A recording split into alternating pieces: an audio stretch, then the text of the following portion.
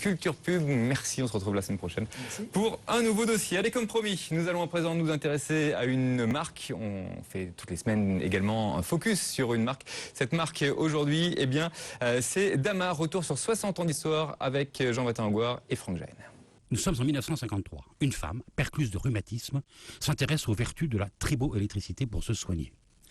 Ses trois neveux, Jules, Joseph et Paul Despature, s'en inspirent et créent le produit miraculeux à partir d'une fibre synthétique, le Revilactyle, créé par Ron Poulenc. Le frottement du sous-vêtement sur la peau procure une chaleur dite active contre le froid et l'humidité. Ce produit sera bien sûr contrôlé par le milieu médical avant son lancement. Il aura pour nom Thermolactyle, thermo, qui signifie chaleur. Installée à Roubaix, rue Damartin, avec 2 M, l'entreprise lanière familiale va prendre le nom de Damar, avec un seul M. Damar, une marque service et non une marque produit. Je ne vends pas des sous-vêtements, mais de la santé et du bonheur, clame Jules Despature. Elle aura pour logo l'éclair rouge, symbole d'énergie et de pouvoir fertilisant. Ce bonheur est proposé en 1954 dans le premier catalogue par correspondance. Les personnes âgées seront les premières à répondre massivement. Damar en fera sa cible prioritaire. Un sacré défi quand la France à l'époque entre dans le baby-boom. Marque service toujours quand Damar ouvre à Paris en 1957 son premier magasin, un centre conseil. La marque en compte aujourd'hui un peu plus de 150, dont la moitié en France.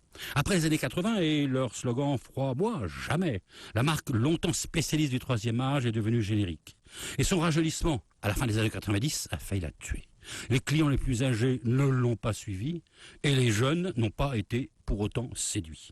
Elle change de registre pour conquérir les nouveaux seniors. Le corps peut souffrir du froid, mais il peut aussi exulter par le sport. Damar va donc étendre ses lignes de produits dans le prêt-à-porter, le vêtement de sport facile à vivre. La marque devient créateur de bien-être. Fruit de la recherche-développement du groupe, le catalogue va s'enrichir avec Océalis et ses fibres rafraîchissantes, Climatil, la clim intégrée, Lineastyle et ses effets amincissants. La promesse est dans le nom.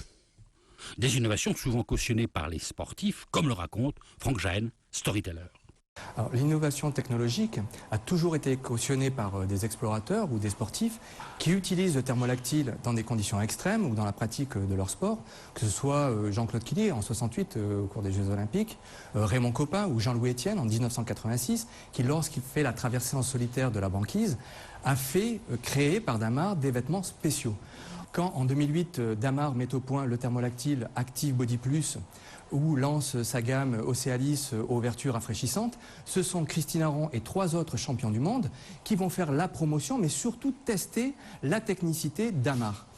Aujourd'hui, Damar Sport s'est associé à la NASA et au CNRS, va équiper l'équipage du Tara. Le Tara est un voilier qui parcourt les océans pour justement mesurer le réchauffement, les conséquences du réchauffement climatique. Et toutes ces cautions nous racontent comment, en adaptant la technologie au monde du sport ou du prêt-à-porter, Damar s'inscrit comme un précurseur en mode utilisant des textiles intelligents et au service du bien-être. Et puisque les jeunes seniors deviennent sportifs, Damar crée en 2008 Damar Sport. Et c'est toujours pour les seniors, cette fois-ci les femmes, qu'une nouvelle enseigne est créée, Happy Day by Damar. 300 millions de thermolactyles vendus depuis 1953. Plus de 7000 références au catalogue. Marque transgénérationnelle, Damar entend désormais devenir une marque forte à l'international. On vient de le voir, Damar est donc une marque particulièrement complexe pour les uns, adorée pour les autres. Un paradoxe qui n'a évidemment pas manqué d'interpeller Rodolphe Bonas, le directeur général de Ceacom, et il nous confirme que les marques les plus fortes ne sont pas forcément celles que l'on croit. Nous vivons une époque où tout se juge et se mesure, en bien ou en mal. J'aime, j'aime pas, pour ou contre, on vote, on like. Mais il ne faut pas croire, les marques elles aussi sont jugées. Elles le sont par des économistes, des stratèges, des actionnaires, qui eux jugent sur des indices principalement rationnels. Ils parlent alors de performance, notoriété, rentabilité. Parfois, avec une grille un peu plus fine, des sociologues, des historiens, de bons publicitaires aussi, jugent les marques de façon beaucoup plus émotionnelle. Ils parlent, eux, d'affinité, d'attraction, du désir du public et du moment. Au total, l'addition de ces deux formes de jugement catégorise les marques de façon très formelle. Résultat, ce sont les marques les plus fortes qui gagnent. Or, les marques les plus fortes ne sont pas toujours les meilleures. On pourrait proposer à ces sondeurs d'ajouter à tous ces critères un indice qui les tempérerait tous. Appelons-le l'indice d'amitié. Jusqu'à quel point le public est ami d'une marque, jusqu'à quel point une marque est amie de son public. Ainsi, avec l'indice d'amitié, on ne parlerait plus de performance, mais de sincérité. La notoriété deviendrait de la générosité. La rentabilité serait remplacée par la légitimité. Avec l'indice d'amitié, la hiérarchie des marques serait bouleversée. Et on peut penser qu'une marque comme Apple se trouverait derrière Damar. Allez, restez avec nous dans quelques instants sur BFM Business. Après une courte pause, eh bien, nous partons prendre la direction